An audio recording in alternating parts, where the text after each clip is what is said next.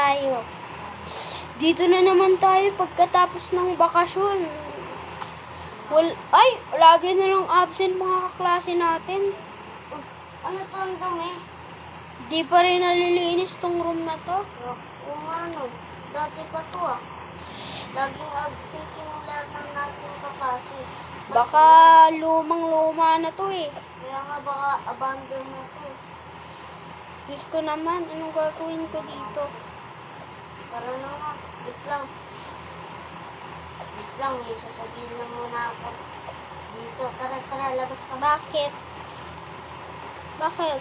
Paano kaya kung mag-camping na lang tayo? Kasi absent ko naman. Oo nga no. Mag-camping tayo dito. Ang ganda ng idea. Ay, may naisip ako. Yung una natin gagawin ay lilinisin muna natin yung yung school. Wala, may tao. Ibang room ba to? Ngayon ko lang kakilala. Wala na ako para pumunta. Linisin na lang natin yung room. Tara na. Okay, tara. Wow! Matulog na tayo. Ay, yan. Ang sarap matulog dito ah. Ba't ka nagahan?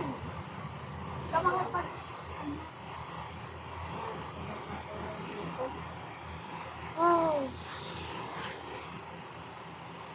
Nice.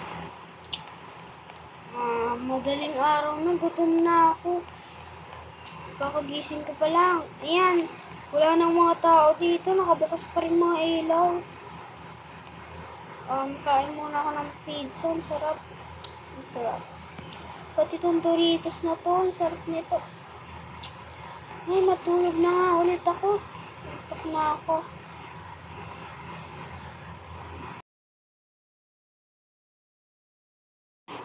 Nasaan na yun?